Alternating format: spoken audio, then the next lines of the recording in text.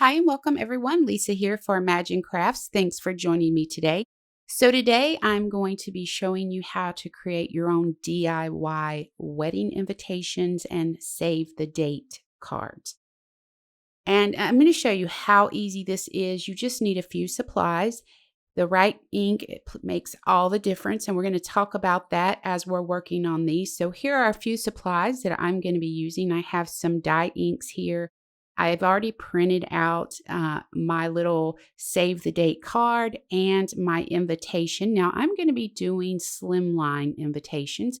Slimline cards are very big in the card making industry right now. So I thought it would be fun to do a slimline pocket invitation. So all I did was I went into my Word program on my computer and I picked the font that I wanted, and I went ahead and did all of the wording, and then I printed it out on my printer. So to get us started, this is a scoreboard for anyone who's new to crafting, and we're going to take our colored cardstock and we're going to go ahead and create our pocket folders for our invitations. So what we're going to do is we're going to score this piece of cardstock. This is a slate gray and it measures 8.5 by 11 inches. It's a regular piece of cardstock, so you don't need anything special for that. We're going to take that, lay it on our scoreboard, and we're going to score it at 2.5 inches.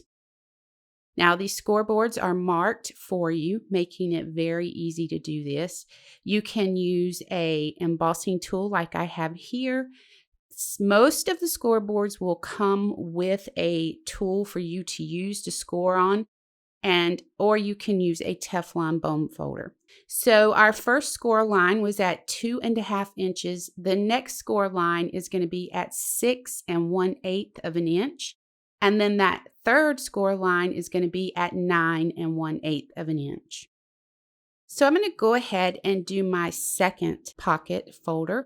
Now I'm doing two versions, obviously. I'm going to do a tropical theme, and then we're going to do a fall theme. And I'm going to show you how easy it is to create your own custom invitations and coordinating save the date cards. So again, we're just scoring this on our first score mark at 2.5 inches, the next at 6 1/8, and then again at 9 1/8. So now that we have our score marks done, I'm going to go ahead and add a nice little touch to the corners. So what I have here is a corner punch, and it's going to round these corners off. You just slide the cardstock in, squeeze the handle, and you'll see how it rounds the corners off for you. It just gives it a nice finished look. Now you can pick up these corner punches at any big box store. You can find them online. These are a little bit older. I've had them for quite some time, about probably 10 or 11 years or so, and they still work great for me. Whatever you find and purchase will work for this. Now you could skip this part completely. Now you can see how easy it is to fold that with those lines scored. And when you score those lines, that will keep your paper from cracking. And that's very important when you're doing wedding invitations and stuff like that. Okay, so we're going to go ahead and do the same. Now this corner punch is a little bit different. It's just going to cut a straight angle on the corners there. You can see that you can get different types of corner punches. Then we're going to go ahead and fold this one up as well. And I'm going to show you how to create your pocket on the left side. Can slide in your RSVP card with a small return envelope, or you can slide in your card with any information. If you have rooms blocked off, or if you're registered, you could put that on the information card and it'll slide right into this pocket we're going to create. To create the pocket, we're going to be using Tear It tape. This is a double-sided adhesive. It's got a strong bond, and that's what you're going to need when you're working with these invitations. You're just going to put a tiny little piece right along the edge of the pocket so that we can fold this over, and then it's going to hold it closed, and that's going to create that little pocket for you, where I said you could slide in your little extra pieces that you might want to add in there. Now once we have the tape added, we're just going to remove the release paper from the back of the tape and then just go ahead and fold these closed. Here's that pocket that we just created that will allow you to go ahead and slide stuff in there. Okay, so let's go ahead and move on to the next step. So now that we have our folders ready, we're going to set those aside for a few minutes, and we're going to talk about, you're going to need stamps, and I'm going to be using this tropical set here from Honeybee, and I'm going to use the wafer thin dies. So wafer thin dies are used to run through a special machine that's called a die cutting machine. And what it does is it cuts a shape out for you. If you only plan on doing DIY invitations and then never touching this again, I don't recommend that you invest in a die cutting machine because they can be pricey. What I would recommend, if you want to do a technique like I'm getting ready to show you here, it's called an offset technique. Invest in a set of stamps that are layering stamps. What a layering stamp set is, it's a stamp set that has an outline of an image, and then it has a solid image to color that outline in. And you would be able to do that offset technique I'm going to show you with the layering stamp set. So keep that in mind. Here to the right, you can see I created me my own little DIY stencil for my offset technique. I'm going to grab a blender brush, and all a blender brush is a makeup brush. I'm going to be using dye inks with this technique because I like the way dye inks stencil. So I think it's a much softer look with the dye ink. And there's the blender brush that I'm using. I'm just going to go ahead and pick up some of the ink on my blender brush, and then I'm going to start to swirl it onto my cardstock. So I went ahead and I've stenciled some more shapes onto my card panel. We're going to go ahead and finish inking up this last flower here. Now I want to also tell you that working off the edge of your card panels will give you a more finished look. I know it sounds odd, but it really does make it look more finished than just running an image to the very edge. Just go ahead and run it off. So there I was just checking to make sure that I had everything exactly where I wanted it, and I do. So we're going to go ahead and do some random stamping now. Now you can use an acrylic block for stamping, but if you're going to be doing invitations, I would recommend that maybe you invest in a MISTI or some kind of stamping platform. And what this does, it makes it easy for you to repeat stamp. I'm going to be using Versafine Clair Morning Mist to stamp my images with. So we're going to offset these. So you see how when I laid that stamp down, I didn't line it up completely with that stenciled image. That's called offset stamping. And then we'll come back in and add our card to it. So you can see where I went in and I offset those stamps and went ahead and stamped them. Now, when you have a lot of white space like that, it's perfectly fine. Some people like it real clean and simple like that. But if you want to fill in some of that space, take some of the stamps from your stamp set and go ahead and use those to fill in. Okay, so I went ahead and I finished filling in some of those areas and just, went in with a small little detail stamp to add those little specks there. Now I'm going to be using my Tear tape to go ahead and add this to my card panel that you see there. So I trimmed down this panel here. This is 3 1/4 by 8 1/4 inches. Now my gray cardstock measures 3 1/2 by 8 1/2 inches. Once you have the tape applied to the back of the card panel, you want to go ahead and center that up on your gray cardstock. So what I'm doing is I'm going around and adding embossed lines all the way around. Now I do it with the print side up first, so I'll know exactly where to add my embossed lines. Then I'll flip it over and go back over those lines, and what happens is it embosses them to the front. So it just makes it a little bit easier. It's an extra step, but you're not going to have to worry about if your placement is exactly where you want it. So once we're done embossing our card, we're going to go ahead and add mounting foam to the back of it. Now, you don't have to use mounting foam, but I really love the dimension that it gives. So you could use that Tear tape and just tape it directly to this. Here's our save the date card. So let's go ahead and jump into our invitation. Okay, so now we're ready to go ahead and work on our invitation. So what we're going to do is we're going to stencil just like we did on our save the date card. We're going to stencil one of the leaves and then the flower. So the leaf is going to be on the bottom and the flower is going to be on the top. Let's go ahead and stencil one flower and then we're going to do our offset stamping. So we're done stenciling our two images. We're going to go ahead and do our offset stamping, and I'm using that same Versafine Clair Morning Mist ink to stamp these.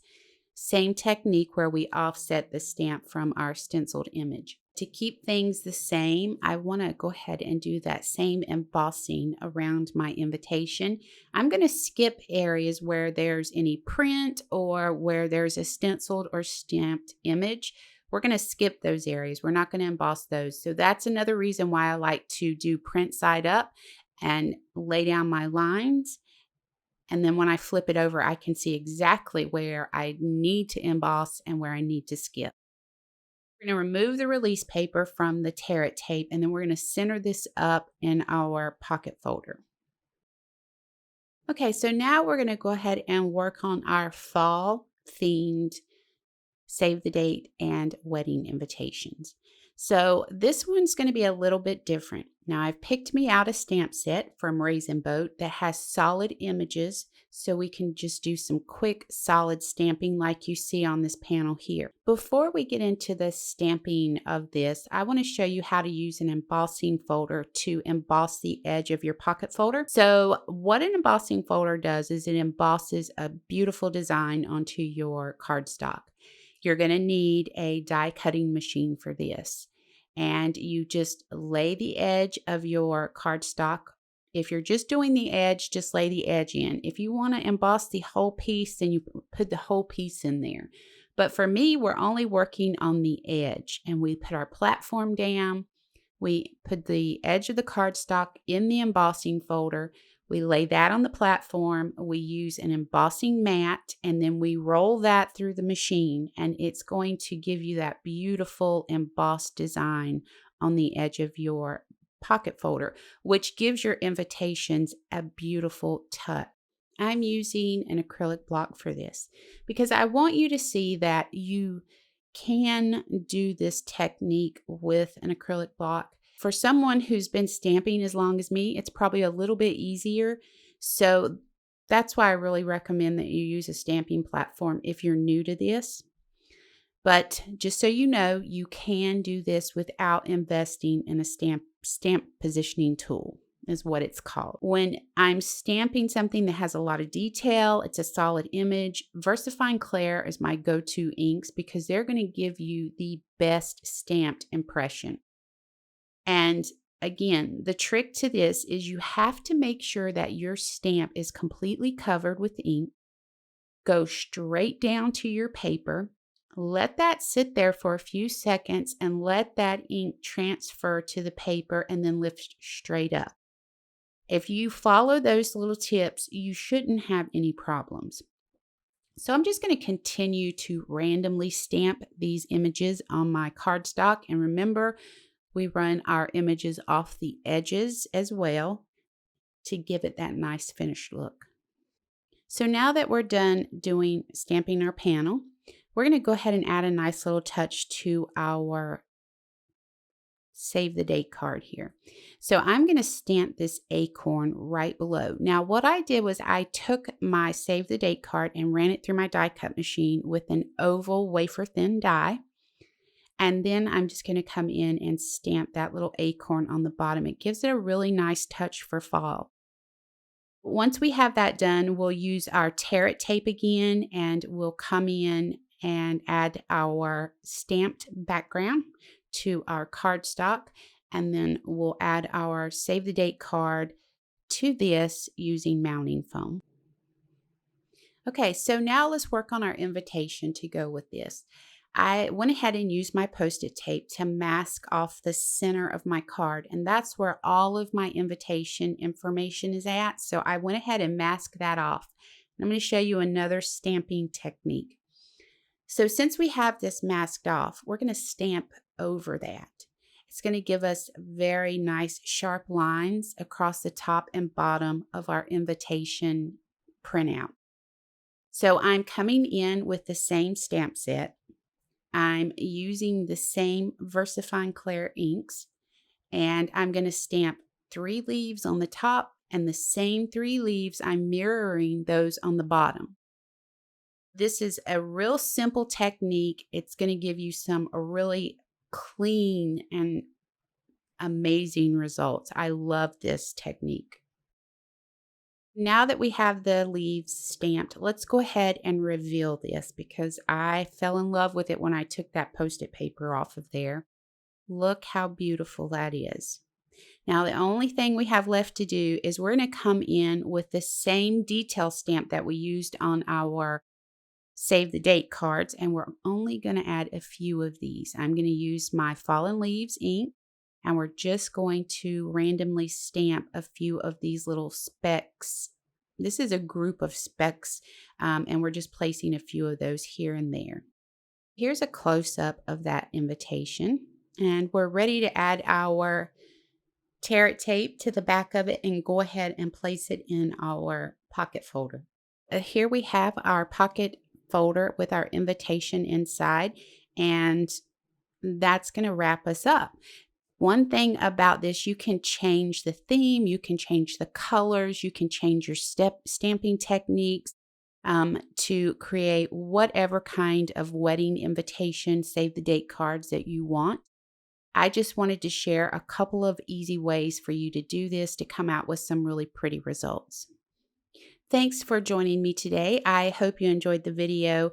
If you like the content that you're seeing, how about click that subscribe button and ring the bell to be notified of new. Now, for more information on the products I used, head over to the Imagine Crafts website. Have an amazing day.